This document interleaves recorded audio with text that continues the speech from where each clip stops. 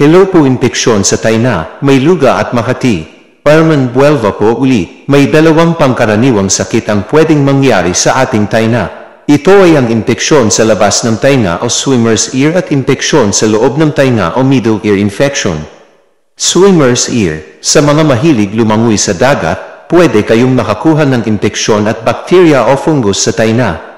Nag-uumpisa ang swimmer's ear sa pangangati ng tainga. Pagkatapos ay sasakit ang tainga at may lalabas ng maamoy na luga. Paano iiwas sa swimmer's ear?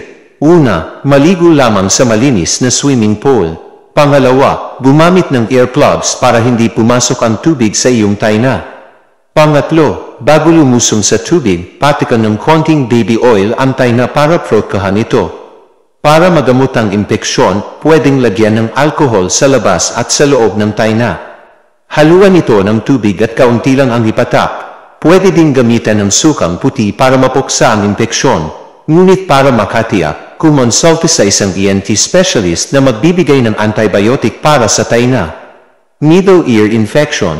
Ang mga bata ay madalas magkaroon ng impeksyon sa loob ng tainga. Ang tawag ng doktor dito ay otitis media.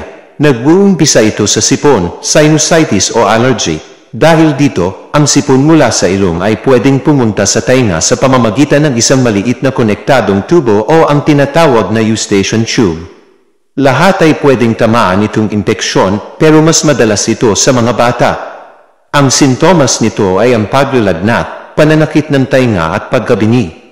Kapag malala na ang impeksyon, pwedeng mabutas ang eardrum.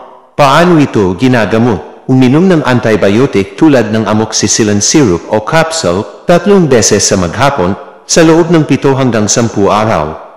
May mga dagdag payo pa para sa mga pasyente. Una, huwag humiga ng flat sa kama. Umupo ng mataas para mag-drain ng luga sa tainga. Pangalawa, uminom ng maraming tubig para lumabnaw ang sipon. Ang madalas na paglunok ay makatutulong sa paglabas ng luga. Pangatlo, pwedeng lagyan ng baby oil o mineral oil ang tainga para mabawasan ang sakit. Tandaan, huwag gawin ito kapag may tsansa na butas ang eardrum. At syempre, kumonsulta sa isang pediatrician o ENT specialist. Ingat po palagi. God bless po.